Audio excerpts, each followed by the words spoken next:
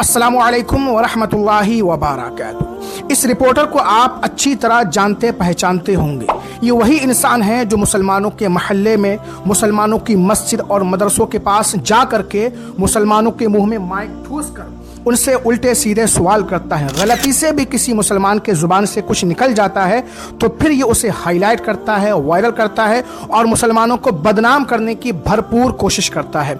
लेकिन जंतर मंतर पर कुछ महीने पहले इसकी हकीकत और असलियत मुसलमानों के सामने आ गई और मुसलमानों ने इससे किनारा कशी इख्तियार कर ली। इसे देखते ही अपना रास्ता नापने लगे।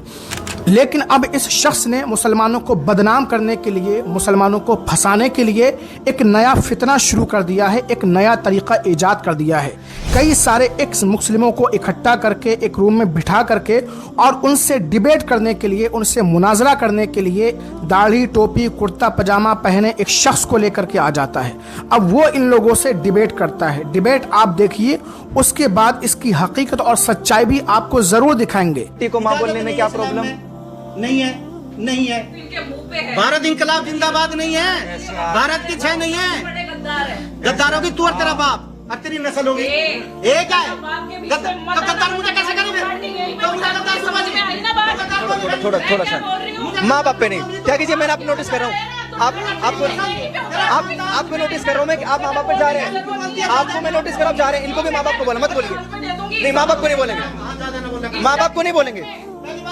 बात नहीं कर रहा, बोल रहा तू, बोल रहा मेरे से। Mind your language and mind your business. जानता हूँ मुझे क्या बोलना, मुझे पता है। तो ठीक है, हिसाब से बोल। तो मेरे से बात करने की जरूरत नहीं है। बीच में आया ना तो फाड़ के सुखा दूंगी, समझ में आई ना?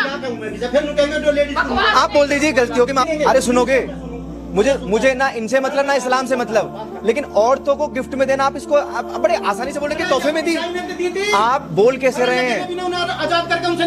आप इतने शालीनता से बोल कैसे पा रहे कि औरतों को गिफ्ट में दे दिया? बकरी का बच्चा है वो। औरत को तोहफे में देने की चीज है। किसने दिया था?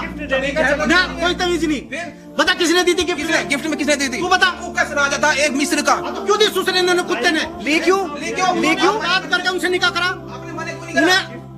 हजरत सफियावत। आपको कोई जाहिल आदमी कोई लड़की गिफ्ट करे तोहफे में तो आप ले लोगे? तो आप गलत है ना? तो वो कल्चर था उनका, जब खत्म क्यों हुआ वो कल्चर? नहीं है ना आज, वो आज नहीं है। कल्चर गलत था, मोहम्मद साहब गलत कल्चर चला रहे थे। एक्सेप्ट है। आप लोग ये समझ रहे होंगे कि ये दाढ़ी, टोपी, कुर्ते पजामे में जो शख्स नज़र आ रहे हैं बज़ाहिर मौलाना, ये मुसलमानों की तरफ से जवाब दे रहे हैं।